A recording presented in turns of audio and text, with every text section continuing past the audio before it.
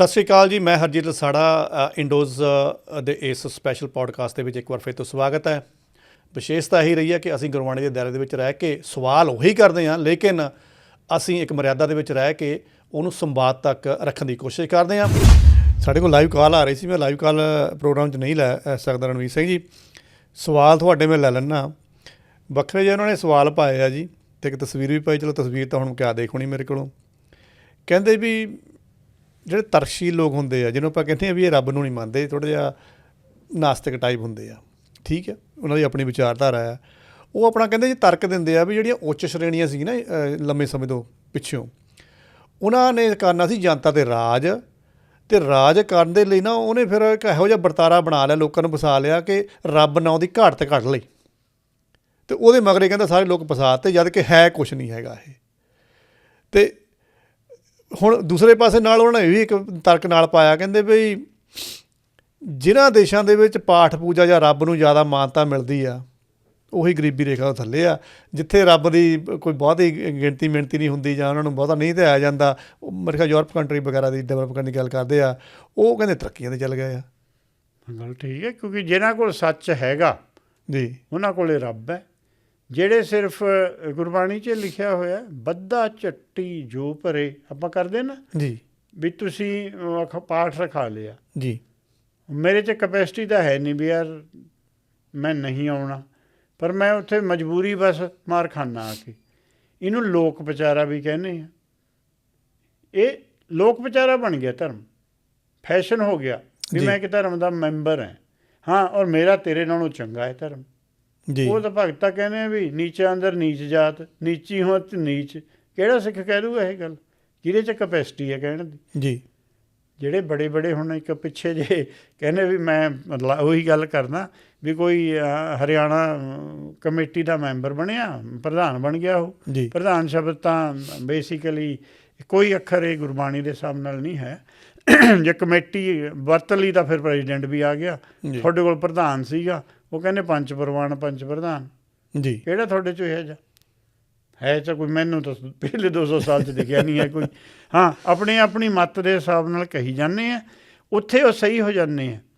ਜਿਹੜੇ ਨਾਸਤਿਕ ਹੈ ਉਹਨਾਂ ਦਾ ਇਹ ਤਰਕ ਬੜਾ ਤਕੜਾ ਵੀ ਜਿੱਥੇ ਜਿੱਥੇ ਰੱਬ ਦਾ ਨਾਂ ਲਿਆ ਜਾਂਦਾ ਉੱਥੇ ਭੁੱਖਮਰੀ ਹੈ। ਜੀ, ਆਪਾਂ ਗੱਲ ਕਰ ਲਈ ਹੈ। ਜੀ, ਜਿਹੜੇ ਮੁਲਕ 'ਚ ਲక్ష్ਮੀ ਪੂਜੀ ਜਾਂਦੀ ਹੈ, ਜੀ, ਉੱਥੇ ਦੇ ਲੋਕ 90% ਜਿਹੜੇ ਆ ਉਹ ਆਟੇ ਦਾਲ ਦੇ ਲਾਲੇ ਪਏ ਹੋਏ ਆ।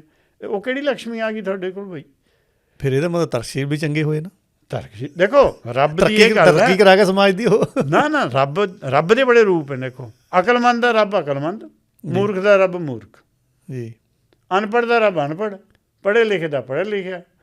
ਜਿੰਨੇ ਆਪਾਂ ਵੈਸਟਰਨ ਕੰਟਰੀਜ਼ ਕਹਿੰਦੇ ਉਹਨਾਂ ਦਾ ਐਜੂਕੇਸ਼ਨ ਮਿਆਰ ਦੇਖੋ, ਜੀ, ਉਹਨਾਂ ਦਾ ਬਜਟ ਦੇਖੋ। ਸਾਡੇ ਤਾਂ ਪੰਜਾਬੀ ਦੀਆਂ ਕਿਤਾਬਾਂ ਦੇ ਕਾਇਦਿਆਂ 'ਚੋਂ ਪੈਸੇ ਖਾਈ ਜਾਂਦੇ ਆ ਮਿਨਿਸਟਰ। ਤੁਸੀਂ ਕਿਆ ਡਿਵੈਲਪਮੈਂਟ ਕਰਨੀ ਹੈ? ਇਹ ਲੋਕ ਘੱਟੋ ਘੱਟ ਸਾਡੇ ਸਕੂਲ 'ਚ, ਮੈਂ ਗਵਰਨਮੈਂਟ ਸਕੂਲਾਂ 'ਚ ਕੰਮ ਕਰਦਾ ਜੀ, ਪੈਸੇ ਦੀ ਪਰਵਾਹ ਨਹੀਂ ਹੈ ਬਈ। ਬਹੁਤ ਵਾਰ ਮੇਰਾ ਐਂ ਲੱਗਦਾ ਵੀ ਕਲਰਡ ਕਾਪੀਆਂ, ਬਿਲਕੁਲ ਗਲਤ ਹੱਥ ਵੱਜ ਗਿਆ, ਇੱਕ ਦੀ ਜਗ੍ਹਾ 100 ਹੋ ਗਈ। ਕਿੰਨੀ ਕਾਸਟ ਹੈ ਉਹਦੀ? ਬਹੁਤ ਜ਼ਿਆਦਾ। ਸਭ ਗੌਰਮੈਂਟ ਸਹਿੰਦੀ ਹੈ। ਇੱਕ ਸਪੈਸ਼ਲ ਸਕੂਲ ਹੈ, ਇੱਕ ਟੀਚਰ ਦੇ ਨਾਲ ਇੱਕ ਸਟੂਡੈਂਟ ਹੈ। ਬਿਲਕੁਲ। ਇੱਕ ਟੀਚਰ ਦੀ ਤਨਖਾਹ $1,40,000 ਬਣਦੀ ਹੈ ਜੀ। ਉਹਨਾਂ ਨੂੰ ਪਰਵਾਹ ਨਹੀਂ ਹੈ, ਕਹਿੰਦੇ ਪੜ੍ਹਾਉਣਾ। ਅਤੇ ਆਪਣੇ ਪਿੰਡ 'ਚ ਪ੍ਰਾਈਵੇਟ ਸਕੂਲ ਹੈ, ਇੱਕ ਗੌਰਮੈਂਟ ਸਕੂਲ ਹੈ। ਪ੍ਰਾਈਵੇਟ ਸਕੂਲ ਉਸੇ ਪਿੰਡ ਦਾ ਟੀਚਰ ਚਲਾਉਂਦਾ, ਗੌਰਮੈਂਟ ਸਕੂਲ 'ਚ ਆਪਣੇ ਤੋਂ ਬੰਦਾ ਰੱਖਿਆ 2000 'ਤੇ। ਬਿਲਕੁਲ ਹੁੰਦਾ ਨਹੀਂ, ਮੈਂ ਤੁਹਾਨੂੰ ਜਾਣਦਾ, ਆਪ 30,000 ਲੈਂਦਾ। ਅਤੇ ਇਹਨਾਂ ਦੀਆਂ ਗੱਲਾਂ ਬਿਲਕੁਲ ਸਹੀ ਹੈ ਵੀ ਜਿਹਨਾਂ ਦੀ ਸੁਰਤ ਮਾੜੀ ਹੈ, ਜੀ, ਜਿਹੜੇ ਜਾਂਦੇ ਹੀ ਰੋਂਦੇ ਆ, ਉਹਨਾਂ ਨੇ ਜਿੱਤ ਕੇ ਕੀ ਆਉਣਾ? ਉੱਥੇ ਬਿਲਕੁਲ ਸਹੀ ਹੈ ਵੀ ਧਰਮੀ ਬੰਦੋ ਤੁਸੀਂ ਉੱਪਰ ਉੱਠੋ। ਤੁਹਾਨੂੰ ਚਪੇੜਾਂ ਪੈਂਦੀਆਂ, ਤੁਸੀਂ ਚਪੇੜਾਂ ਹੀ ਖਾਈ ਜਾਂਦੇ ਹੋ ਰੋਜ਼। ਤੁਸੀਂ ਕਹੋ ਵੀ ਹਾਂ ਜੀ ਠੀਕ ਹੈ, ਸਾਡੇ ਤੋਂ ਮਨ ਨਹੀਂ ਹੁੰਦਾ, ਸਹੀ ਆ ਹੈ। ਅਸੀਂ ਵੀ ਨਹੀਂ ਕਹਿੰਦੇ ਵੀ ਅਸੀਂ ਹਰੇਕ ਗੱਲ ਮੰਨਦੇ ਹਾਂ ਜੋ ਅਸੀਂ ਕਹਿੰਦੇ ਹਾਂ ਜੀ, ਪਰ ਸਾਨੂੰ ਪਤਾ ਤਾਂ ਹੋਵੇ ਨਾ ਜੀ। ਅਸੀਂ ਐਂ ਤਾਂ ਨਾ ਕਹੀਏ ਵੀ ਇਹ ਭਾਈ ਗੱਲ ਗਲਤ ਹੈ। ਅਤੇ ਉਹਨਾਂ ਦੀ ਇਹ ਗੱਲ ਠੀਕ ਹੈ ਵੀ ਜਿੱਥੇ ਜਿੱਥੇ ਭਾਈ ਪੜ੍ਹਾਈ ਹੈ, ਪਹਿਲੀ ਪੜ੍ਹਾਈ ਨੇ, ਜੇ ਮੈਂ ਨਾ ਪੰਜਾਬੀ ਜਾਂ ਸਾਇੰਸ ਪੜ੍ਹਦਾ, ਮੈਨੂੰ ਗੁਰਬਾਣੀ ਕਿੱਥੋਂ ਸਮਝ ਆਉਣੀ ਸੀ? ਜੇ ਮੇਰਾ ਪਹਿਲੀ ਵਿੱਦਿਆ ਦਾ ਮਿਆਰ ਉੱਚਾ ਸੀ ਜੀ, ਤਾਂ ਮੈਂ ਸਮਝ ਗਿਆ ਹੈ ਇਹ ਬਹੁਤ ਉੱਚਾ ਮਿਆਰ ਹੈ। ਇਹ ਛੋਟੀਆਂ ਗੱਲਾਂ ਥੋੜ੍ਹਾ ਵੀ ਹਰੇਕ ਉੱਥੇ ਕਹਿ ਦਿਓ ਜੀ ਹਾਂਜੀ ਆਓ ਜੀ ਅੰਮ੍ਰਿਤ ਦਾ ਬਾਟਾ ਤਿਆਰ ਹੈ ਜੀ, ਛਕ ਲਓ ਜੀ। ਅਤੇ ਮਹੱਲਾ ਤੀਜਾ ਕਹਿੰਦੇ ਹੈ, ਸੁਰ ਨਰ ਮੁਨ ਜਨ ਅੰਮ੍ਰਿਤ ਖੋਜ ਦੇ, ਸੋ ਅੰਮ੍ਰਿਤ ਗੁਰ ਤੇ ਪਾਇਆ। ਵੀ ਤੁਸੀਂ ਕਿੰਨਿਆਂ ਨੇ ਅੰਮ੍ਰਿਤ ਖੋਜਿਆ ਜੀ? ਉਹਦਾ ਅੰਮ੍ਰਿਤ ਖੋਜਣ ਦੀ ਗੱਲ ਕਰਦੇ ਆ। ਤੁਸੀਂ ਉਹਨਾਂ ਦੇ ਖਿਲਾਫ ਚੱਲ ਕੇ ਕਿਹੜੇ ਸੱਚ ਨੂੰ ਤੁਸੀਂ ਪਾਓਗੇ? ਸਾਨੂੰ ਚਾਹੀਦਾ ਵੀ ਅਸੀਂ ਜੋ ਲਿਖਿਆ ਹੈ ਉਹਨੂੰ ਸਮਝਣ ਦਾ ਪ੍ਰਯਤਨ ਕਰੀਏ, ਨਹੀਂ ਸਾਡੀ ਖਿੱਲੀ ਉਡੂਗੀ। ਔਰ ਜਿਹੜੇ ਉਡਾਉਂਦੇ ਆ ਉਹ ਹੁਕਮ 'ਚ ਉਡਾਉਂਦੇ ਆ, ਮੈਨੂੰ ਉਹਨਾਂ ਨਾਲ ਕੋਈ ਉਹ ਨਹੀਂ ਹੈ। ਹਾਂ, ਉਹਨਾਂ ਨੂੰ ਇਹ ਜ਼ਰੂਰ ਹੈ ਕਿ ਉਹਨਾਂ ਨੂੰ ਕੌਨਸ਼ੀਅਸਨੈਸ ਦਾ ਔਰ ਅਵੇਅਰਨੈਸ ਦਾ ਥੋੜ੍ਹਾ ਡਿਫਰੈਂਸ ਨਹੀਂ ਪਤਾ ਜੀ। ਚਲੋ ਜਾਂਦੇ ਜਾਂਦੇ ਬੈਂਸ ਸਾਹਿਬ ਇੱਕ ਵੱਖਰਾ ਜਿਹਾ ਹੋਰ ਸਵਾਲ, ਕਿਉਂਕਿ ਤੁਸੀਂ ਉਹ ਲੈਵਲ ਉਹ ਅਚੀਵ, ਚਲੋ ਮੈਂ ਅਚੀਵ ਕਰ ਲਿਆ ਉਹ ਲੈਵਲ ਤੁਹਾਨੂੰ ਸੁਣ ਕੇ। ਠੀਕ ਆ, ਆਪਾਂ ਕਹਿੰਦੇ ਹਾਂ ਵੀ ਪਰਮਾਤਮਾ ਸਰਵ ਸ਼ਕਤੀਮਾਨ ਆ ਅਤੇ ਉਹ ਤੁਹਾਨੂੰ ਸੋਝੀ ਦਿੰਦਾ, ਤੁਹਾਨੂੰ ਸਿਖਾਉਂਦਾ ਕਿ ਤੁਸੀਂ ਇਹ ਭਵਸਾਗਰ 'ਚ ਕਿੱਦਾਂ ਆਪਣੀ ਤਾਰੀ ਲਾਉਣੀ ਆ। ਜਿਹੜੇ ਸਾਡੇ ਧਰਮ ਦੇ ਠੇਕੇਦਾਰ ਸ਼ਬਦ ਵਰਤ ਲਵਾਂ ਮੈਂ, ਉਹ ਆ ਕੇ ਇੱਕ ਮਨੁੱਖ ਔਰ ਉਸ ਪਾਵਰ ਦੇ ਵਿਚਾਲੇ ਆ ਕੇ ਬੈਠੇ ਆ। ਉਹ ਬੰਦੇ ਇੱਕ ਸਧਾਰਨ ਮਨੁੱਖ ਨੂੰ ਸਿੱਧਾ ਇਹ ਤੱਕ ਇੰਟਰੈਕਟ ਨਹੀਂ ਹੋਣ ਦਿੰਦੇ। ਉਹਨਾਂ ਨੇ ਕੁਛ ਨਾ ਕੁਛ ਸਿਆਪੇ ਬਹੁਤ ਸ਼ੁਰੂ ਤੋਂ ਪਾਏ ਹੋਏ ਆ। ਜਿਹੜੇ ਇਹ ਤਰਕਸ਼ੀਲ ਸ਼੍ਰੇਣੀ ਆ ਜਾਂ ਜਿਹੜੇ ਨਾਸਤਕ ਆ, ਉਹ ਉਹਦਾ ਇੱਕ ਤਰਕ ਦਿੰਦੇ ਆ, ਕਹਿੰਦੇ ਆ ਜਿਹੜਾ ਮਿਡਲ ਮੈਨ ਵਿੱਚ ਬੈਠਾ ਨਾ ਧਰਮ ਦੇ ਠੇਕੇਦਾਰ, ਇਹਨਾਂ ਨੂੰ ਪਛਾਣੋ, ਜਿਹੜੇ ਤੁਹਾਨੂੰ ਇਹ ਕਹਿੰਦੇ ਆ ਕਿ ਇੱਕ ਪਹਿਲਾਂ ਧਰਮ ਚੂਜ਼ ਕਰ ਲਓ, ਫਿਰ ਤੁਹਾਨੂੰ ਉਸ ਪਰਮਾਤਮਾ ਦੀ ਪ੍ਰਾਪਤੀ ਹੋਣੀ ਆ। ਮੇਰਾ ਸਵਾਲ ਇਹ ਆ ਕਿ ਜੇ ਮਨੁੱਖ ਨੇ ਪਰਮਾਤਮਾ ਤੱਕ ਜਾਣਾ ਆ, ਉਸ ਭਵਸਾਗਰ 'ਚ ਜਾ ਕੇ ਮਿਲਣਾ ਆ, ਉਹਨੂੰ ਸਮਝਣਾ ਆ, ਉਹ 'ਚ ਲੀਨ ਹੋਣਾ ਆ, ਆਪਣਾ ਜਾਮਾ ਸੰਤੁਸ਼ਟ ਕਰਨਾ ਆ, ਫਿਰ ਬਿਨਾਂ ਧਰਮ ਤੋਂ ਨਹੀਂ ਜਾਇਆ ਜਾ ਸਕਦਾ। ਧਰਮ ਦੇ ਵਿੱਚੋਂ ਹੀ ਹਮੇਸ਼ਾ ਕਿਉਂ ਕੱਢ ਕੇ ਲਿਜਾਇਆ ਜਾਂਦਾ ਮਨੁੱਖ ਨੂੰ? ਧਰਮ ਦੀ ਡੈਫੀਨੇਸ਼ਨ ਪਤਾ ਹੋਣੀ ਚਾਹੀਦੀ ਹੈ ਜੀ। ਜਿਹੜਾ ਗੁਰਬਾਣੀ ਕਹਿੰਦੀ ਹੈ ਜਹਾਂ ਗਿਆਨ ਤਹਿ ਧਰਮ ਹੈ ਜੀ। ਪਹਿਲਾਂ ਤਾਂ ਦੁਨਿਆਵੀ ਗਿਆਨ ਲਓ। ਦੁਨਿਆਵੀ ਗਿਆਨ ਦੀਆਂ ਤਾਂ ਤਸਵੀਰਾਂ ਬਾਣੀ 'ਚ। ਮੈਨੂੰ ਕਿਵੇਂ ਪਤਾ ਵੀ ਚੰਦ ਕੋਲ ਆਪਣੀ ਲਾਈਟ ਨਹੀਂ ਹੈ ਜੀ? ਮੈਨੂੰ ਕਿਵੇਂ ਪਤਾ ਵੀ 28 ਦਿਨਾਂ 'ਚੋਂ ਸਾਈਕਲ ਪੂਰਾ ਕਰਦਾ? ਦੁਨਿਆਵੀ ਗਿਆਨ ਹੈ ਇਹ। ਜੀ ਜੀ। ਇਹਦੇ ਨਾਲ ਫਿਰ ਤੁਸੀਂ ਰਲਾ ਕੇ ਪੜ੍ਹਦੇ ਹੋ ਨਾ, ਫਿਰ 1 ਔਰ 1 11 ਹੁੰਦਾ। ਐਂ ਤਾਂ 1 ਰਹਿ ਜਾਂਦਾ ਜੀ। ਦੂਸਰਾ ਗੱਲ ਇਹ ਹੈ ਵੀ ਜਿਹੜੀ ਯੂਨੀਵਰਸਲ ਵਿਜ਼ਡਮ ਹੈ, ਉਹ ਕਿਸੇ ਦਾ ਉਹਦੇ ਪਰ ਅਧਿਕਾਰ ਨਹੀਂ ਹੈ ਜੀ। ਹਰੇਕ ਦੀ ਬਰਾਬਰ ਦੀ ਪਹੁੰਚ ਹੈ। ਤੁਸੀਂ ਉਹਨੂੰ ਅਪਰੋਚ ਕਰੋ। ਤੁਸੀਂ ਕੁਛ ਨਹੀਂ ਕਹਿਣਾ, ਤੁਸੀਂ ਆਪਣੇ ਮਨ ਵੱਲੋਂ ਇੱਕ ਗੱਲ ਕਹਿ ਦਿਓ ਵੀ ਮੈਨੂੰ ਰਾਹ ਨਹੀਂ ਪਤਾ, ਤੂੰ ਦਿਖਾ ਦੇ, ਫਿਰ ਦੇਖਿਓ। ਅਸੀਂ ਇਹ ਕਹਿੰਦੇ ਹੀ ਨਹੀਂ ਹੈ। ਸਾਨੂੰ ਆਪਣੀ ਬੁੱਧੀ 'ਤੇ ਵੀ ਬੜਾ ਹੰਕਾਰ ਹੋ ਜਾਂਦਾ ਵੀ ਮੇਰੇ ਵਰਗਾ ਤਾਂ ਕੋਈ ਹੈ ਹੀ ਨਹੀਂ। ਅਸੀਂ 4 ਕਿਤਾਬਾਂ ਪੜ੍ਹ ਕੇ ਮੈਨੂੰ ਪਤਾ ਹੈ, ਜਿਵੇਂ ਸੋਸ਼ਲਿਜ਼ਮ ਪੰਜਾਬ 'ਚ ਆ ਕੇ ਉਹਨੇ ਇੰਟਰੈਕਟ ਕੀਤਾ ਜੀ। ਗੁਰਬਾਣੀ ਤਾਂ ਪਹਿਲਾਂ ਹੀ ਸੋਸ਼ਲਿਸਟ ਉਹਦੀ ਗੱਲ ਕਰਦੀ ਹੈ। ਉਹਨਾਂ ਦਾ ਤਾਂ ਪਹਿਲਾਂ ਹੀ ਮਾਈਂਡ ਫਰੇਮ ਉਹੋ ਜਿਹਾ ਹੀ ਸੀਗਾ ਲੋਕਾਂ ਦਾ। ਪਰ ਇਹ ਜਿਹੜੇ ਵਿਚਲੇ ਬੰਦੇ ਸੀ, ਤੁਹਾਨੂੰ ਪਤਾ ਹੋਣਾ ਸ਼ਾਇਦ, ਦੁਨੀਆ ਵਿੱਚ ਪਹੀਏ ਤੋਂ ਬਾਅਦ ਜਿਹੜੀ ਸੈਕਿੰਡ ਇਨਵੈਂਸ਼ਨ ਹੈ ਨਾ, ਉਹ ਪ੍ਰਿੰਟਿੰਗ ਪ੍ਰੈਸ ਦੀ ਹੈ ਜੀ। ਜੀ। ਹਾਈਡਲਬਰਗ ਨੇ ਪਹਿਲਾਂ ਪ੍ਰਿੰਟਿੰਗ ਪ੍ਰੈਸ ਬਣਾਇਆ ਸੀ। ਉਹ ਤੁਹਾਨੂੰ ਪਤਾ ਬਲੋਕ ਬਣ ਕੇ ਲੈਟਰ ਬਣ ਕੇ ਬਣਦੇ ਸੀ। ਉਹਨੇ ਦੇਖਿਆ ਵੀ ਮੈਂ ਕੀ ਪ੍ਰਿੰਟ ਕਰਾਂ। ਦੇਖੋ ਉਹਦੀ ਬੁੱਧੀ ਦੇਖੋ ਤੁਸੀਂ। ਉਹਨੇ ਬਾਈਬਲ ਪ੍ਰਿੰਟ ਕਰਤੀ। 1 ਲੱਖ ਕਾਪੀ ਪਹਿਲੇ ਸਾਲ ਕੀਤੀ, ਲੱਖ ਦੀ ਲੱਖ ਵਿਕ ਗਈ। ਉਹਦੀ ਫਾਈਨੈਂਸ਼ੀਅਲ ਕੰਡੀਸ਼ਨ ਕਿੱਥੇ ਪਹੁੰਚ ਗਈ? ਜਿਨ੍ਹਾਂ ਨੇ ਪੜ੍ਹੀ, ਸਾਰੇ ਤਾਂ ਨਹੀਂ, 20% ਕਹਿੰਦੇ ਵੀ ਇਹ ਬਾਈਬਲ 'ਚ ਤਾਂ ਪੋਪ ਦਾ ਨਾਂ ਹੀ ਨਹੀਂ ਹੈ। ਇਹ ਕਿੱਥੋਂ ਵਿੱਚ ਤੁਰਿਆ ਫਿਰਦਾ ਇੱਥੇ? ਮਾਰੇ ਕਹਿਣਾ ਮੈਂ ਰੱਬ ਦਾ ਬੰਦਾ, ਜਿਹਦੇ ਪਰ ਮੇਰਾ ਅਧਿਕਾਰ ਹੈ, ਮੈਂ ਜੋ ਕਰ ਲਵਾਂ। ਜਿਵੇਂ ਆਪਣੇ ਵੀ ਕਹਿੰਦੇ ਹੁੰਦੇ ਆ ਉਹ, ਜਿਵੇਂ ਕੁਛ ਜਿਹੜੇ ਸੰਤ ਹੈ ਉਹ ਕਹਿੰਦੇ ਆ ਜੀ ਮੈਂ ਤਾਂ ਕ੍ਰਿਸ਼ਨ ਹੈ, ਮੇਰਾ ਤਾਂ ਅਧਿਕਾਰ ਹੈ, ਉਹਦੇ ਕੋਲ 100 ਕਾਪੀ ਸੀ, ਜੇ ਮੇਰੇ ਕੋਲ ਹੈ ਤਾਂ ਮੈਨੂੰ ਕੀ ਤਕਲੀਫ ਹੈ? ਉਹ ਆਪਣੇ ਪਾਸੇ ਨੂੰ ਲਾ ਲੈਂਦਾ ਹਰੇਕ ਇਹ ਗੱਲ। ਉਹਨੂੰ ਇਹ ਨਹੀਂ ਪਤਾ ਗੋਪੀ ਬੁੱਧੀ ਹੈ। ਜਿੰਨੀ ਤੇਰੀ ਬੁੱਧੀ, ਤੇਰੇ ਕੋਲ ਲੱਖ ਹੋਵੇ ਮੈਂ ਤਾਂ ਤੈਨੂੰ ਅਰਦਾਸ ਕਰਦਾ, 100 ਤੇ ਕਿਉਂ ਖੜ੍ਹ ਗਿਆ ਤੂੰ? ਤੇਰੇ ਕੋਲ ਬੇਅੰਤ ਹੋਵੇ ਤਾਂ ਕਿ ਤੇਰੀ ਅਕਲ ਤੇਰੇ ਮਨ ਨੂੰ ਮੂਹਰੇ ਤਾਂ ਲਾਵੇ। ਗੋਪੀ ਦਾ ਮਤਲਬ ਮਨ ਹੁੰਦਾ। ਇਹ ਇਸਤਰੀ ਬਣਾ ਕੇ ਬਹਿ ਗਏ। ਸੀਤਾ ਦਾ ਮਤਲਬ ਕੋਈ ਸਾੜੀ ਵਾਲੀ ਔਰਤ ਥੋੜ੍ਹੀ ਆ ਉਹ। ਉੱਥੋਂ ਗੱਲ ਨਾ ਵਿਗੜੀ। ਉਹ ਪ੍ਰੋਟੈਸਟੈਂਟਸ ਜਿਹੜੇ ਆ ਉਹ ਕਹਿੰਦੇ ਅਸੀਂ ਨਹੀਂ ਮੰਨਣਾ ਕੈਥੋਲਿਕ ਚਰਚ ਨੂੰ। ਪਰ ਕੈਥੋਲਿਕ ਚਰਚ ਦਾ ਵੀ ਉਹਨਾਂ ਹੀ ਚੱਲੀ ਜਾਂਦਾ ਧੰਦਾ, ਉਹਨਾਂ ਦਾ ਵੀ ਚੱਲੀ ਜਾਂਦਾ। ਧਰਮ ਇੱਕ ਧੰਦਾ ਬਣ ਗਿਆ। ਗੋਰਿਆਂ ਨੇ ਸਾਡਾ ਧੰਦਾ ਹਟਾ ਕੇ ਸਾਨੂੰ ਵੀ ਧੰਦੇ 'ਚ ਲਾ ਦਿੱਤਾ। ਉਹਨਾਂ ਨੇ ਆਪਣੇ ਹਿਸਾਬ ਨਾਲ ਸਾਨੂੰ ਅਰਦਾਸ, ਆਪਣੇ ਹਿਸਾਬ ਨਾਲ ਸਾਡੀ ਇਲੈਕਸ਼ਨ। ਤੁਸੀਂ ਲਾਓ ਵੀ 5 ਪਿਆਰਿਆਂ ਦੀ ਚੋਣ ਹੋਈ ਸੀ, ਇਲੈਕਸ਼ਨ ਕਿਵੇਂ ਸ਼ੁਰੂ ਹੋ ਗਈ? ਹੁਣ ਕੋਈ ਕਹੀ ਜਾਂਦਾ ਜੀ ਚਿੱਟਾ ਦੇ ਕੇ ਜਿੱਤ ਜਾਂਦਾ, ਕੋਈ ਕਹਿੰਦਾ ਭੁੱਖੀ ਦੇ ਕੇ ਜਿੱਤ ਜਾਂਦਾ। ਇਲੈਕਸ਼ਨ ਕਰਾਓਗੇ ਤਾਂ ਬਈ, ਰਜਨੀਸ਼ ਨੂੰ ਕਿਸ ਨੇ ਬੜਾ ਅੱਛਾ ਸਵਾਲ ਪੁੱਛਿਆ ਵੀ ਡੈਮੋਕ੍ਰੇਸੀ ਦਾ ਫਾਇਦਾ ਜੀ। ਕਹਿੰਦਾ ਫਾਇਦਾ ਤਾਂ ਉਹਨਾਂ ਨੂੰ ਕੋਈ ਨਹੀਂ ਦਿਖਦਾ। ਪਰ ਮੈਂ ਨੁਕਸਾਨ ਦੱਸ ਸਕਦਾ। ਉਹ ਕਹਿੰਦੇ ਕੀ ਹੈ, ਕਹਿੰਦਾ 51 ਗਧੇ 49 ਬੰਦਿਆਂ 'ਤੇ ਰਾਜ ਕਰਦੇ ਆ। ਇਹ ਸਿਸਟਮ ਚੱਲ ਰਿਹਾ, ਇਹ ਤੋਂ ਅਵੇਅਰ ਰਹੋ। ਪਰ ਇਹ ਤੁਹਾਨੂੰ ਕੋਈ ਉਹ ਨਹੀਂ ਦਿੰਦਾ ਵੀ ਤੁਸੀਂ ਗਧਿਆਂ ਵਾਲੇ ਪਾਸੇ ਰਲਣਾ। ਤੁਸੀਂ 49 ਬੰਦਿਆਂ ਵਾਲੇ ਪਾਸੇ ਰਹੋ। ਤੁਸੀਂ ਸੋਚੋ ਮੈਂ ਰਾਜ ਕਰਨ ਨੂੰ ਮੈਂ ਵੀ ਗਧਿਆਂ 'ਚ ਰਲ ਜਾਵਾਂ, ਤਾਂ ਫਿਰ ਤੁਸੀਂ ਵੀ ਉੱਥੇ ਹੀ ਖੜ੍ਹ ਗਏ। ਜਿਹਨੂੰ ਤੁਸੀਂ ਕ੍ਰਿਟੀਸਾਈਜ਼ ਕਰਦੇ ਸੀ, ਤੁਸੀਂ ਤਾਂ ਆਪ ਉਸੇ ਚੱਕਰ 'ਚ ਆ ਗਏ। ਕ੍ਰਿਟੀਸਿਜ਼ਮ ਹੋਣਾ ਚਾਹੀਦਾ, ਹੈਲਥੀ ਹੋਣਾ ਚਾਹੀਦਾ, ਆਪਣੇ ਮਨ ਨੂੰ ਸ਼ੁੱਧ ਰੱਖ ਕੇ ਹੋਣਾ ਚਾਹੀਦਾ ਜੀ। ਇਹ ਗੁਰਬਾਣੀ ਕਹਿੰਦੀ ਹੈ ਵੀ ਹਿਰਦੇ ਸ਼ੁੱਧ ਜੇ ਨਿੰਦਾ ਹੋਏ, ਨਿੰਦਕ ਹਮਰੇ ਕੱਪੜੇ ਧੋਏ। ਉਹ ਤਾਂ ਮੈਨੂੰ ਫਾਇਦਾ ਕਰ ਰਿਹਾ। ਮੈਂ ਇੱਕ ਅੱਖਰ ਗਲਤ ਬੋਲਦਾ, ਤੁਸੀਂ ਮੇਰਾ ਅੱਖਰ ਸੁਧਾਰ ਦਿਓ ਤਾਂ ਫਾਇਦਾ ਹੈ ਮੇਰਾ। ਜੇ ਮੈਂ ਉਹ ਤੈਸ਼ 'ਚ ਆਉਣਾ ਫਿਰ ਮੈਂ ਆ ਵੀ ਸਕਦਾ ਵੀ ਦੇਖੋ ਜੀ, ਤੁਸੀਂ ਮੈਨੂੰ ਕਲੀਨ ਸ਼ੇਵਨ ਹੋ ਕਿਆ ਸਮਝਾਉਂਦੇ ਹੋ। ਅਕਲ ਮੂਹਰੇ ਨਹੀਂ ਕੋਈ ਬੋਲਦਾ।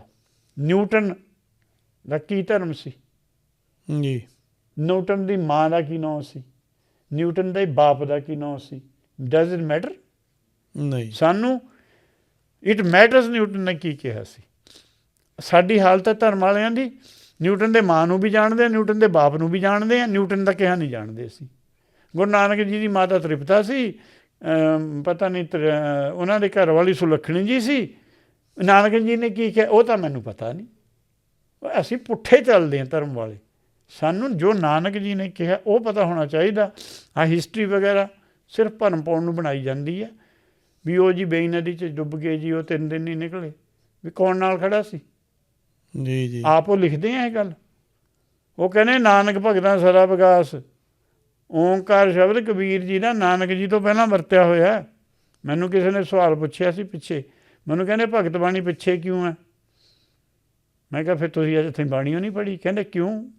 ਮੈਂ ਕਿਹਾ ਜਪ ਬਾਣੀ ਸਾਰੀ ਭਗਤ ਬਾਣੀ ਹੈ। ਸਾਨੂੰ ਇਹੀ ਨਹੀਂ ਪਤਾ ਵੀ ਭਗਤ ਬਾਣੀ ਤੋਂ ਸ਼ੁਰੂ ਹੁੰਦੀ ਹੈ ਗੁਰਬਾਣੀ।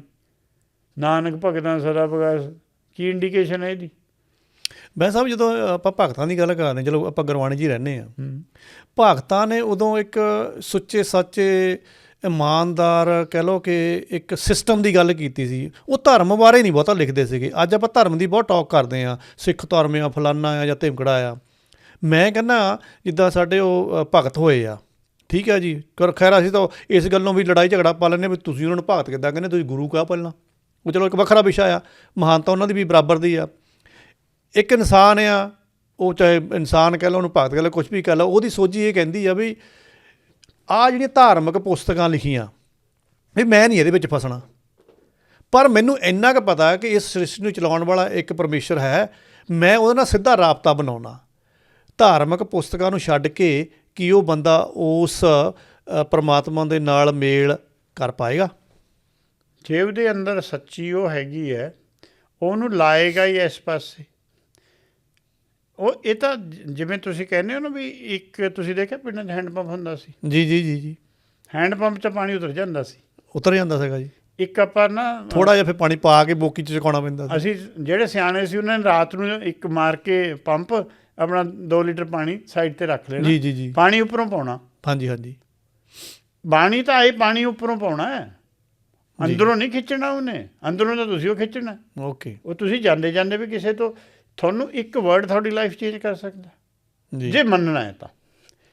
ਨਹੀਂ ਤਾਂ 1428 ਜਾਂ 29 ਜਾਂ 30 ਪੰਨੇ ਵੀ ਕਾਹਦੇ ਸਾਰਥਕ ਨਹੀਂ ਆ ਉਹ ਤਾਂ ਤੁਹਾਡੇ ਲਈ ਤਾਂ ਉਹ। ਮੈਂ ਬਹੁਤ ਵਾਰ ਸੋਚਦਾ, ਮੈਂ ਮਾਫੀ ਚਾਹੁੰਦਾ ਵੀ ਅਸੀਂ ਗੁਰਬਾਣੀ ਨੂੰ ਬਕਵਾਸ ਵੀ ਨਹੀਂ ਸਮਝਦੇ। ਜੇ ਅਸੀਂ ਉਹਨੂੰ ਬਕਵਾਸ ਵੀ ਸਮਝਦੇ, ਅਸੀਂ ਕਿਸੇ ਬਕਵਾਸ ਨੂੰ ਵੀ ਸੁਣ ਲੈਂਦੇ ਹਾਂ। ਅਸੀਂ ਉਹਨੂੰ ਉਹ ਤੋਂ ਥੱਲੇ ਦਾ ਪਰਦਾ ਦਿੱਤਾ ਹੋਇਆ। ਹਾਂ ਠੀਕ ਹੈ ਜੀ, ਅਸੀਂ ਉੱਪਰੋਂ ਪਾ ਲਏ ਜੀ ਉਹ ਲੋਗਨ ਰਾਮ ਖਿਲਾਉਣਾ ਜਾਣਾ ਭਗਤਾਂ ਨੇ ਨਹੀਂ ਮੰਨੀ। ਪਰ ਸਾਡੇ ਸਮਾਜ ਤਾਂ ਮੈਂ ਸਾਹਿਬ ਗੁਰੂ ਗ੍ਰੰਥ ਸਾਹਿਬ ਜੀ ਨੂੰ ਕਹਿ ਲਓ ਕਿ ਉਹਦਾ ਇੱਕ ਮੁੱਲ ਤਾਰ ਕੇ ਘਰ ਦੇ ਵਿੱਚ ਪਾਠ ਕਰਵਾਇਆ ਜਾਂਦਾ ਕਿ ਘਰ ਨਵਾਂ ਬਣਾ ਲਿਆ, ਜਾਂ ਬੱਚੇ ਦਾ ਜਨਮ ਦਿਨ ਆ, ਜਾਂ ਸਾਡਾ ਸ਼ਾਦੀ ਹੈ। ਚਲੋ ਸ਼ਾਦੀ ਨੂੰ ਚਲੋ ਆਪਾਂ ਬਾਹਰ ਕੱਢ ਲੈਂਦੇ ਹਾਂ, ਉਦੋਂ ਚਲੋ ਲਾਵਾਂ ਦਾ ਹੁੰਦਾ ਆ। ਫਿਰ ਮਤਲਬ ਕਿ ਸਾਡੀ ਸੋਝੀ ਤਾਂ ਫਿਰ ਇੱਥੇ ਤੱਕ ਗਈ ਹੋਈ ਆ ਵੀ ਇੱਕ ਚੀਜ਼ ਦੀ ਇੱਕ ਜਗ੍ਹਾ ਬਣਾਈ ਹੋਈ ਆ, ਅਸੀਂ ਉੱਥੋਂ ਚੱਕ ਕੇ ਆਪਣੇ ਘਰਾਂ ਦੇ ਵਿੱਚ ਤੋਰਾ ਫੇਰਾ ਉਹਦਾ ਮਰਵਾਉਂਦੇ ਹਾਂ। ਕੋਈ ਹੈ ਕੋਈ ਸਾਰਥਕ ਗੱਲ ਲੱਗਦੀ ਹੈ ਕੋਈ? ਨਹੀਂ। ਤੁਸੀਂ ਜਦੋਂ ਕੋਈ ਪੰਨਾ ਜਿਹੜਾ ਹੈਗਾ ਨਾ, ਉਹਦੇ ਵਿੱਚ 3 ਸ਼ਬਦ ਤੁਹਾਨੂੰ ਮੂਹਰੇ ਮਿਲਣਗੇ ਜੀ। ਜਿੱਧਰ ਨੂੰ ਮਰਜ਼ੀ ਭਜ ਲਓ ਤੁਸੀਂ। ਇੱਕ ਤੁਹਾਨੂੰ ਰਾਮ ਅੱਖਰ ਨਹੀਂ ਛੱਡਦਾ ਬਾਣੀ 'ਚ। ਜੀ ਜੀ। ਦੂਸਰਾ ਹਰੀ ਨੇ ਤਾਂ ਵੈਸੇ ਨਹੀਂ ਛੱਡਣਾ, ਉਹ ਤਾਂ 10,000 ਵਾਰ ਆਇਆ। ਜੀ ਜੀ ਜੀ। ਐਵਰੇਜ ਲਈ 1400 ਪੰਨੇ ਆ। ਜੇ 1500 'ਚ ਵੀ ਆਪਾਂ ਲਾਈਏ ਅਤੇ 15 ਮਤਲਬ 60 ਵਾਰ ਉਹ ਆਊਗਾ, ਜੀ ਜੀ, ਤਾਂ ਉਹ ਇੰਨਾ ਪੂਰਾ ਹੋਊਗਾ। ਇੰਨੇ ਤੋਂ ਬਾਵਜੂਦ ਤੁਹਾਡਾ ਧਿਆਨ ਕਿਉਂ? ਤਾਂ ਹੀ ਮੈਂ ਕਹਿੰਦਾ ਵੀ ਤੁਸੀਂ ਕਿਉਂ ਉਹਨੂੰ, ਅਸੀਂ ਤਾਂ ਬੜੇ ਸਿੰਪਲ ਮਾਈਂਡਡ ਸੀ, ਮੈਂ ਤਾਂ ਸਾਇੰਸ ਪੜ੍ਹੀ ਹੈ। ਮੈਂ ਦੇਖਿਆ ਵੀ ਜਿਹੜੀ ਚੀਜ਼ ਦਾ ਕਾਰਨ, ਕੌਜ਼ ਐਂਡ ਇਫੈਕਟ ਪਤਾ ਹੋਣਾ ਚਾਹੀਦਾ ਜੀ, ਵੀ ਕਿਉਂ ਜਿਹੜੀ ਲਾਈਟ ਹੈ ਉਸ ਦਾ ਪਿੰਕ ਕਿਉਂ ਬਣਦੀ ਹੈ ਬਈ, ਜੀ ਜੀ, ਕੀ ਰੀਜ਼ਨ ਹੈ? ਰੀਜ਼ਨ ਤਾਂ ਲੱਭਣਾ ਪਊਗਾ ਨਾ, ਐਗਜ਼ਾਮ ਵੀ ਦੇਣਾ, ਪਾਸ ਵੀ ਕਰਨਾ ਜੀ। ਐਵੇਂ ਬਾਣੀ 'ਚ ਜਿਹੜੀਆਂ ਚੀਜ਼ਾਂ ਦਿਖਦੀਆਂ ਦੁਨੀਆ 'ਚ ਉਹ ਸੱਤ 'ਚ ਚੱਲਦੀਆਂ।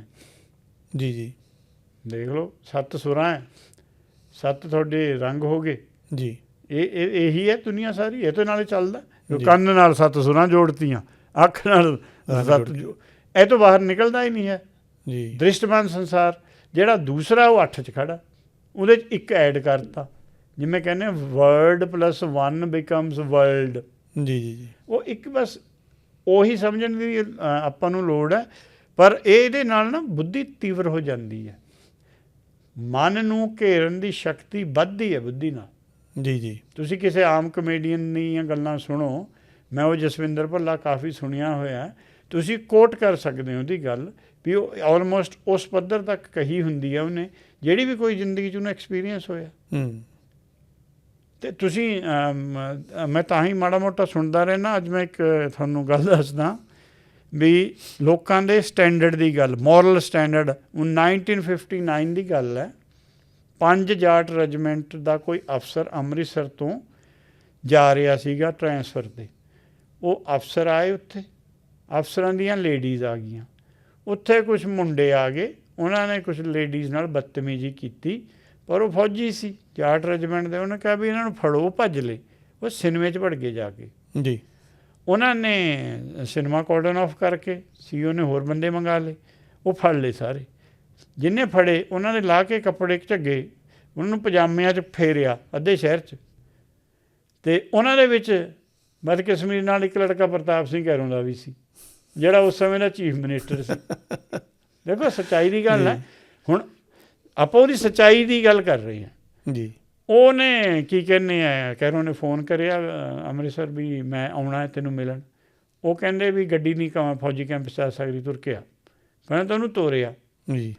ਉਹਨੂੰ ਉਹਨੇ ਦੇਖਿਆ ਵੀ ਇਹ ਕਰਨਲ ਮੇਰੇ ਲੋਟ ਨਹੀਂ ਆਉਣਾ, ਉਹਨੇ ਚੱਕ ਕੇ ਨਹਿਰੂ ਨੂੰ ਫੋਨ ਕਰਤਾ ਵੀ ਮੇਰੇ ਲੜਕੇ ਨੂੰ ਬੇਇੱਜ਼ਤੀ ਕੀਤੀ ਗਈ ਹੈ ਉਹਦੀ।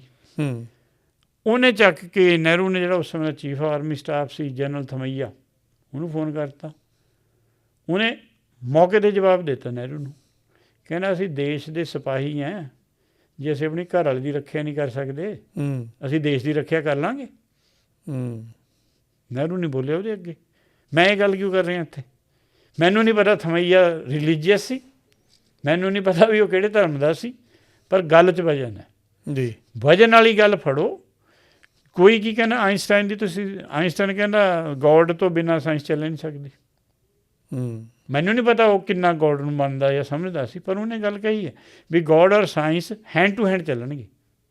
ਸਾਇੰਸ ਤੋਂ ਬਿਨਾਂ ਗੋਡ ਬਲਾਈਂਡ ਹੈ, ਗੋਡ ਤੋਂ ਬਿਨਾਂ ਸਾਇੰਸ ਯੂਜ਼ਲੈਸ ਹੈ। ਉਹਨੇ ਇਹ ਗੱਲ ਕਹੀ ਹੈ। ਜੇ ਉਹ ਤੋਂ ਵੱਡਾ ਦਿਮਾਗ ਕਿਹੜਾ ਦੁਨੀਆ 'ਚ? ਉਹਦੀ ਇੱਛਾ ਸ਼ਕਤੀ ਤੋਂ ਬਾਵਜੂਦ ਉਹਦੇ ਦਿਮਾਗ ਦੇ 52 ਟੋਟੇ ਕਰਕੇ ਭੇਜੇ ਆ, ਤੁਹਾਨੂੰ ਪਤਾ ਜੀ ਜੀ ਜੀ, ਕਿ ਉਹਦੇ ਦਿਮਾਗ 'ਚ ਕੀ ਸੀ, ਫਾਲਤੂ ਲੱਭਣ ਦੀ ਕੋਸ਼ਿਸ਼ ਕਰ ਰਹੇ ਸੀ, ਲੱਭ ਰਹੇ ਸੀ। ਪਰ ਉਹਦੀ ਜਿਹੜਾ ਉਹਦਾ ਮਨ ਔਰ ਚਿੱਤ ਦਾ ਗੈਪ ਹੈ ਉਹ ਘੱਟ ਸੀ। ਇਹ ਨਹੀਂ ਅਸੀਂ ਬੁੱਝਦੇ, ਅਸੀਂ ਇਹ ਨਹੀਂ ਬੁੱਝਦੇ ਵੀ ਉਹਦੀ ਕੌਨਸ਼ੀਅਸਨੈਸ ਕੀ ਇਹੀ ਜਿਹੀ ਚੀਜ਼ ਸੀ ਵੀ ਉਹ ਐਡੀ ਵੱਡੀਆਂ ਗੱਲਾਂ ਕਰ ਗਿਆ। ਉੱਧਰ ਨੂੰ ਨਹੀਂ ਅਸੀਂ ਤੁਰਦੇ। ਅਸੀਂ ਵੀ ਮੰਨਦੇ ਹਾਂ। ਮੈਂ ਨਿਊਟਨ ਦਾ ਐਗਜ਼ਾਮਪਲ ਦਿੰਦਾ। ਮੈਂ ਮੁਸਲਮਾਨ ਨੂੰ ਪੁੱਛਦਾ ਵੀ ਤੁਸੀਂ ਨਿਊਟਨ ਦੀ ਥਿਊਰੀ ਮੰਨਦੇ ਹੋ? ਕਹਿੰਦੇ ਮੈਂ ਕਿਹਾ ਉਹ ਤਾਂ ਅੱਲਾਹੁ ਅਕਬਰ ਕਹਿੰਦਾ ਨਹੀਂ ਸੀ, ਫਿਰ ਤਾਂ ਕਾਫਰ ਹੋਊਗਾ ਉਹ ਜੀ। ਉਹਨਾਂ ਕੋਲ ਕੋਈ ਜਵਾਬ ਹੀ ਨਹੀਂ ਹੈ।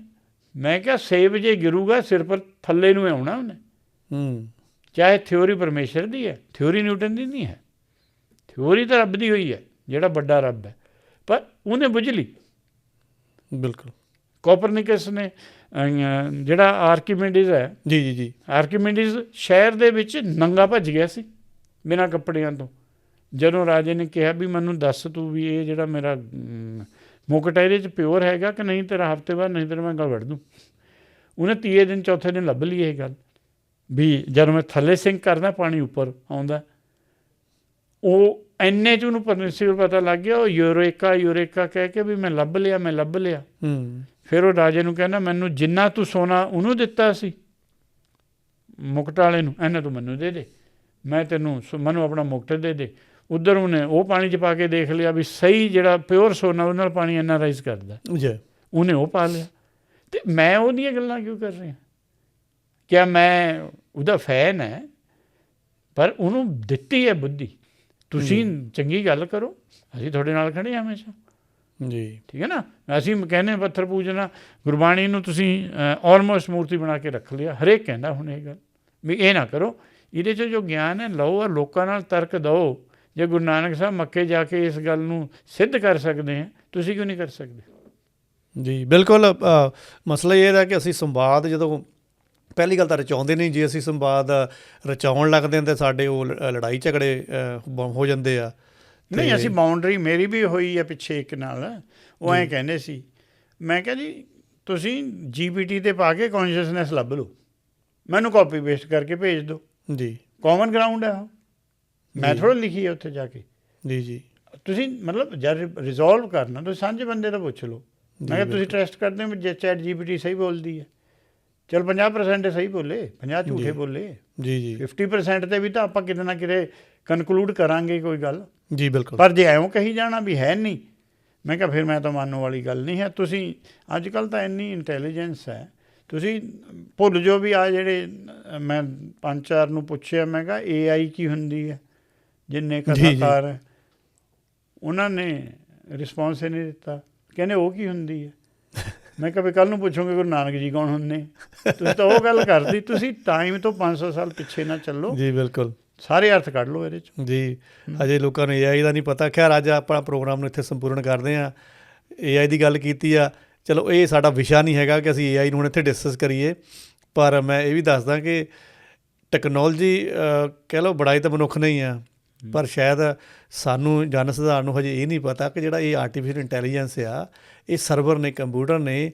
ਭਾਈ AI ਪਾਣੀ ਤੁਹਾਡਾ ਜਿਹੜਾ ਸਵੱਛ ਪਾਣੀ ਆ ਬਹੁਤ ਖਾਂਦਾ, ਕਿਸੇ ਦੀ ਮਸ਼ੀਨਾਂ ਨੂੰ ਠੰਡਾ ਕਰਨ ਲਈ ਸ਼ੁੱਧ ਪਾਣੀ ਚਾਹੀਦਾ ਹੁੰਦਾ ਆ, ਔਰ ਬਾਅਦ 'ਚ ਉਹ ਭਾਫ ਭੂਫ ਬਣ ਕੇ ਉੱਡਦਾ ਆ। ਸਾਨੂੰ ਇਹ ਵੀ ਦੇਖਣਾ ਪੈਣਾ ਕਿਤੇ AI ਦੀ ਬੱਲੇ ਦੇ ਵਿੱਚ ਅਸੀਂ ਆਪਣੇ ਪਾਣੀ ਦਾ ਕਵਾੜਾ ਨਾ ਕਰ ਲਈਏ, ਪਹਿਲਾਂ ਹੀ ਬਹੁਤ ਹੋ ਗਿਆ ਆ। ਨਹੀਂ, ਉਹਦਾ ਸਹੀ ਇਸਤੇਮਾਲ ਚਾਹੀਦਾ। ਹੁਣ ਐਟਮ ਬੰਬ ਦਾ, ਜੀ ਨਿਊਕਲੀਅਰ ਐਨਰਜੀ ਦਾ ਗਲਤ ਇਸਤੇਮਾਲ। ਜੀ ਬਿਲਕੁਲ। ਜੇ ਤੁਸੀਂ ਉਹ ਦੂਸਰੀ, ਮੈਂ ਤੁਹਾਡੇ ਸਾਹਮਣੇ 4 ਸ਼ਬਦ ਕੱਢਿਆ ਸੀ ਜੀ ਥੱਲੇ, ਮੈਂ 15 ਸੈਕਿੰਡ 'ਚ ਕੱਢ ਲਿਆ। ਜੇ ਤੁਸੀਂ ਮੈਨੂਅਲੀ ਉਹ ਸ਼ਬਦ ਨੂੰ ਲੱਭਣ ਲੱਗੋ 6 ਮਹੀਨੇ 'ਚ ਤੁਹਾਨੂੰ ਲੱਭੂਗਾ ਉਹ ਕਿੱਥੇ ਹੈ। ਉਹ ਵੀ ਜੇ ਤੁਸੀਂ 100% ਧਿਆਨ ਨਾਲ ਨਹੀਂ ਤਾਂ ਉਹ ਵੀ ਨਹੀਂ। ਤੁਸੀਂ ਉਹਦੀ ਪਾਵਰ ਦੇਖੋ ਔਰ ਪਾਵਰ ਨੂੰ ਯੂਜ਼ ਕਰੋ। ਜੀ ਬਿਲਕੁਲ, ਇਹਦੇ ਨਾਲ ਮੈਂ ਬਿਲਕੁਲ ਸਹਿਮਤ ਹਾਂ। ਮੈਂ ਖੁਦ ਕਿਉਂਕਿ ਕੰਪਿਊਟਰ ਨਾਲ ਮੇਰਾ ਰਾਬਤਾ ਰਿਹਾ, ਮੈਂ ਬਹੁਤ ਫਾਇਦਾ ਲੈਣਾ AI ਤੋਂ। ਮੈਂ ਇੱਥੇ ਵੀ ਬੜਾ ਸੱਚ ਬੋਲਦਾ ਕਿ ਤੁਹਾਡੇ ਨਾਲ ਬੈਠ ਕੇ ਜਦੋਂ ਮੈਂ ਪੋਡਕਾਸਟ ਕਰਦਾ, ਮੈਂ ਇਹਦੇ ਵਿੱਚ AI ਦੀ ਮਦਦ ਲੈ ਰਿਹਾ ਹਾਂ। ਮੈਂ ਤੁਹਾਡੇ ਨਾਲ ਜਿਹੜਾ ਸੰਵਾਦ ਕਰਦਾ ਉਹਦੇ ਵਿੱਚ ਮੈਨੂੰ AI ਨੇ ਬਹੁਤ ਕੁਛ ਨਵਾਂ ਐਡ ਕਰਕੇ ਮੈਨੂੰ ਦੇ ਦਿੱਤਾ ਕਿ ਆਹ ਵੀ ਤੇਰਾ ਸਹੀ ਆ, ਆਹ ਚੱਕ ਹੋਰ, ਇਹਦੇ ਨਾਲ ਆਹ ਵੀ ਚੀਜ਼ ਜੁੜ ਗਈ ਆ। ਹੁਣ ਆਹ ਵੀ ਚੀਜ਼ ਜੁੜ ਗਈ ਜਿਹੜੀ ਮੇਰੀ ਸਮਝ ਤੋਂ ਪਰੇ ਸੀ, ਕਿਉਂਕਿ ਮੈਂ ਇਕੱਲਾ ਸੋਚਦਾ ਸੀ, ਉੱਥੇ ਹਜ਼ਾਰਾਂ ਕੰਪਿਊਟਰ ਉਹ ਚੀਜ਼ ਨੂੰ ਸੋਚ ਕੇ ਡਾਟਾਬੇਸ ਸਰਚ ਕਰ ਦਿੰਦੇ ਆ। ਖੈਰ ਅੱਜ ਦੇ ਲਈ ਸ਼ੁਕਰੀਆ, ਧੰਨਵਾਦ ਬੈਂਸ ਸਾਹਿਬ। ਫਿਰ ਆਪਾਂ ਰਾਬਤਾ ਬਣਾਉਂਦੇ ਹਾਂ ਜੀ। ਸ਼ੁਕਰੀਆ।